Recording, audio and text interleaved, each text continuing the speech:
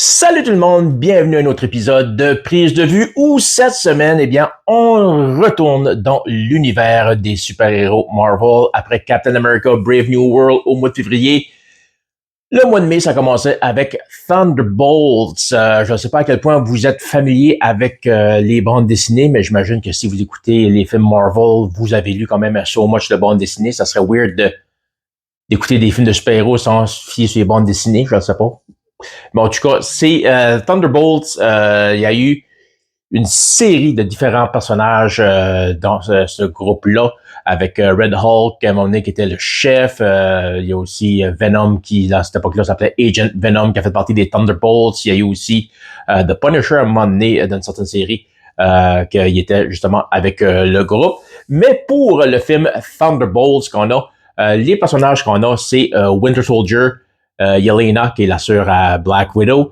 Il y a aussi Ghost, Taskmaster et John Walker, lui qu'on a pu voir dans Falcon and Winter Soldier, qui a été Captain America pour 2 minutes.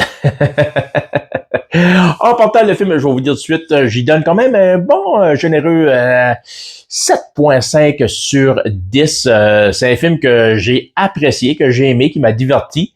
Pas un film parfait, mais un film qui, écoute, si t'es fan de super-héros, si t'es fan de Marvel, que tu suis la série, ben c'est un film que tu vas vouloir voir. Mais quoi qu'à la fin de la journée, c'est pas un film qui se démarque. C'est pas un film que tu sens le besoin de revoir à un moment donné ou même le plus tôt possible. Moi, je l'ai vu, je suis prêt à la prochaine étape. C'est là. Mais quand même, le film a ses mérites.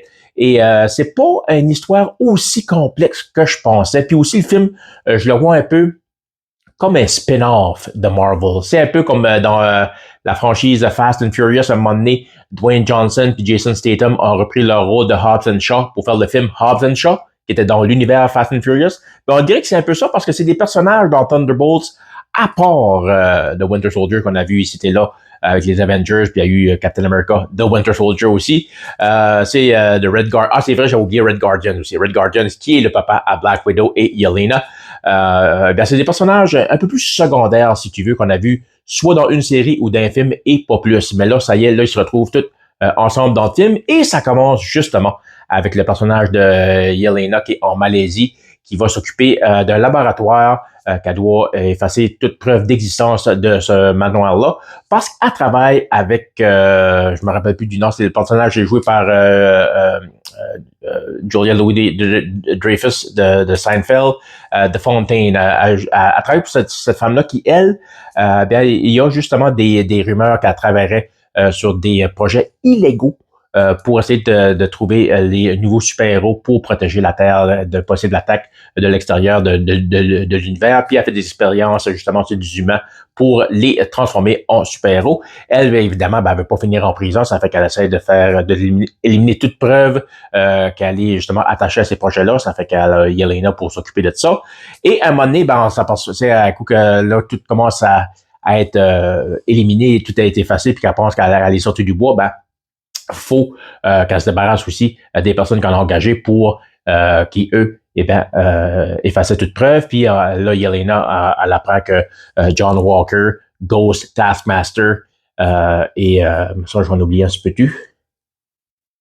Je pense que c'est ça. Et bien, à un moment donné, ils sont envoyés tout à la même place à l'insu de l'un de l'autre. L'autre, c'est pas que l'autre arrive. Puis c'est d'une base secrète. Puis là, ils réalisent assez rapidement qu'ils sont là pour être éliminés. Puis ils décident de travailler en équipe pour se sauver. Et en même temps qu'ils justement se sortent de là, bien, faire la rencontre du personnage de Bob. Et aussi, c'est dans cette scène-là aussi, je veux juste, sans rien spoiler à personne, il y a un des personnages qui ont fait pas long. Puis j'étais assez surpris de la façon dont on l'a débarrassé. C'était assez vite et sans trop... sans feu d'artifice, mettons. C'était pouf, taillait, il y a un personnage qui est éliminé de l'équation puis qu'on n'en verra plus dans le film. Je vous laisse voir le film pour savoir c'est qui. Mais c'est ça, à un moment donné, l'équipe travaille pour se sauver de cette base-là, rencontre le personnage de Bob. Ils savent pas c'est qui, et lui-même est pas certain de qui il est, de où il vient, de pourquoi il est là, justement. Ça fait qu'on travaille en équipe pour se sortir de là. Et ensuite, le Winter Soldier, que lui, à un moment donné, que vous savez, on avait appris dans Captain America Brave New World, qu'il est maintenant ce qu'on appelle en anglais congressman, là, il travaille pour le gouvernement. Bien, lui, va les chercher, ces personnes-là, pour justement les arrêter, pour qu'ils peuvent témoigner contre de Fontaine en cours pour qu'elle se puisse faire arrêter et envoyer en prison.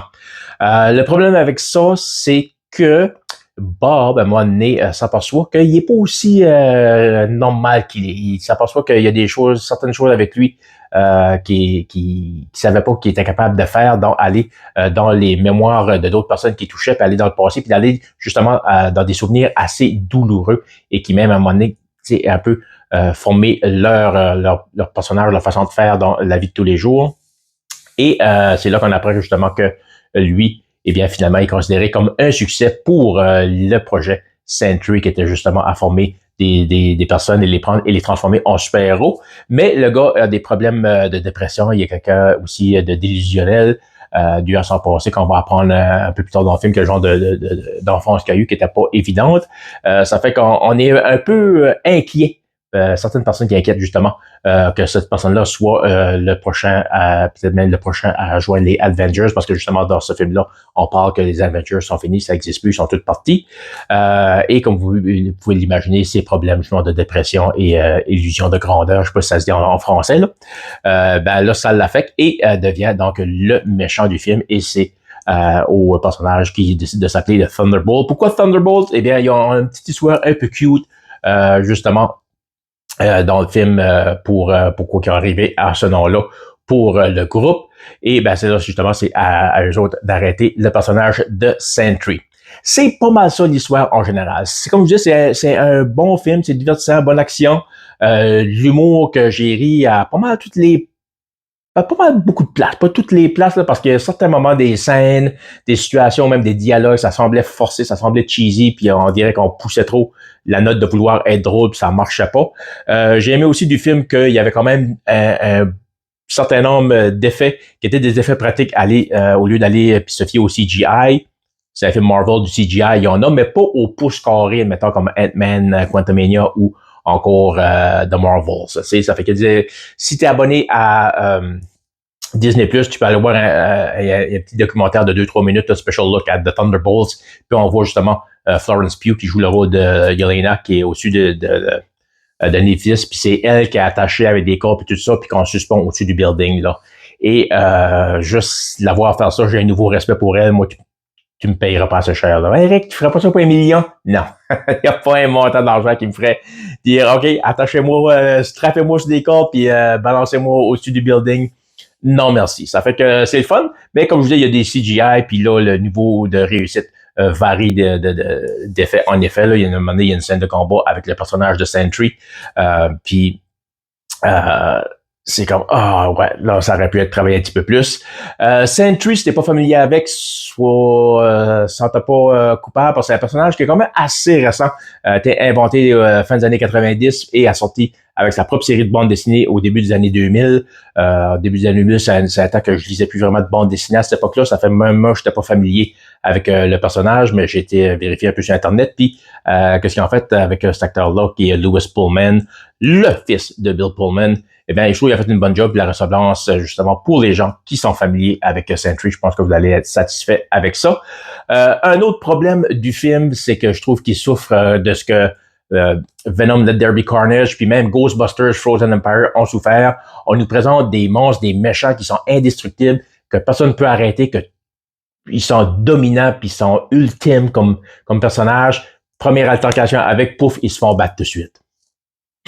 C'est là, puis surtout Sentry est un peu comme une version Wish de Superman, si tu veux. Puis après ça, tout ça, il y a comme une fait qui apporte une twist qui, je ne sais pas à quel point ça va donner grand-chose pour l'univers Marvel, parce que ça finit là.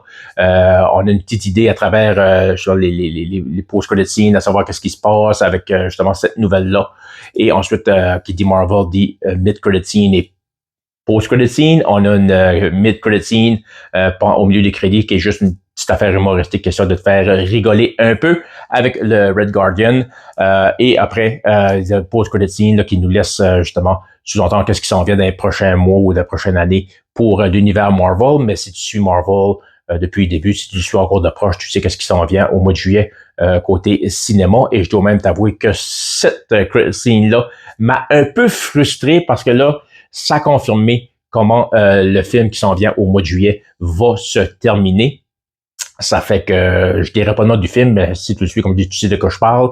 Puis là, je trouve que ça nous donne beaucoup trop de détails. Ça fait que le film du mois de juillet de Marvel, il est mieux d'être bon parce que la fin a été ruinée avec cette post-credit scene-là. Mais comme je disais, c'est un film qui est divertissant, mais quoi, il y a des longueurs aussi. Le film, il est 2h06, 2h07 minutes. Ça, c'est un film de 1h30, 1h40 gros max. Là. Il y a des longueurs là, qui te fait soupirer par bout, là. Comme justement quand ils sont dans la barre secrète, puis ils s'aperçoivent qu'ils sont là pour se faire éliminer, puis décident de travailler en équipe pour sortir. Ça finit pas, c'est interminable. Ils sont là en direct, comme s'ils sont là comme une semaine. Là. Ça finit plus. À un moment donné, moi-même, j'étais dans le cinéma, puis j'étais comme, je me chutais à moi-même, OK, on peut passer à autre chose, on comprend, on sait qu'ils vont sortir de là. Comme, ça finit plus. Il y a certains moments aussi avec Yelena et Red Guardian, qui est père et fils. Là-dessus, on apprend que ça fait à peu près 1 an qu'ils se sont pas parlé, puis on essaie d'aller expliquer un peu c'est quoi leur relation qui est pas facile, père-fille, super-héros, puis elle étant une Black Widow, mais on va pas, je trouve, assez en profondeur pour justement donner assez d'émotions justement pour s'investir dans cette série-là. Puis on sait déjà que Black Widow, qui était jouée par Scarlett Johansson, on sait que justement les Black Widow, quand ils sont recrutés à l'enfance, ils ont des justement des vies extrêmement difficiles, ils font des choix extrêmement durs, puis ça fait qu'on sait c'est quoi les Black Widow, ça fait que t'es déjà au conseil de ça, puis je trouve que ça répète encore ce qu'on a déjà entendu dans des autres films, dans les autres films un peu comme le film Black Widow. Ça fait que de ce côté-là, c'est pas un film parfait, mais c'est divertissant.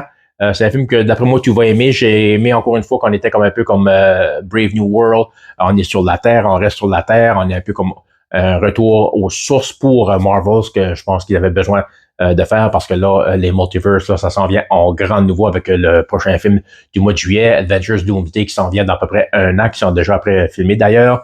Ça fait que non, Thunderbolt, je te le recommande. Mettons pas trop d'attente. Comme moi, je l'ai dit, puis je le redis, quand ça vient à Marvel, j'ai zéro attente. Ça sera puis that's it. On peut pas tout le temps nous gratter comme des Endgame puis des Spider-Man No Way Home. Puis tu sais, il y a une fatigue de super-héros au cinéma, le monde commence un peu à être tanné parce que c'est sursaturé. Là, parce que t'as pas juste les films à cette heure avec Marvel, t'as les séries sur Disney+, puis c'est pas mal tu suis tout ça pour que tu peux comprendre toute l'histoire qui se passe, savoir d'où vient les personnages. Puis là, pour les gens qui sont frustrés de ben là, faut que je m'abonne à Disney+ pour tout suivre ça. Ben oui, parce que Disney puis Marvel, ils font pas ça pour te faire plaisir, ils font ça pour faire de l'argent. Yes! Ça fait que c'est ça pour Thunderbolts et pour la semaine prochaine, je vous dis tout de suite, je ne sais pas ce qui va se passer, je ne sais pas comment je vais m'organiser pour vous offrir une autre prise de vue. Je suis occupé toute la semaine, toute la fin de semaine. Mercredi, je m'en vais à Saint-Jean voir un spectacle avec Ed Pins, April Wine et Backman Toner Overdrive. Une bonne soirée de musique 70s et 80s. Ça va être le fun. Après ça, jeudi, j'ai un spectacle d'humour à Moncton pour une corporation.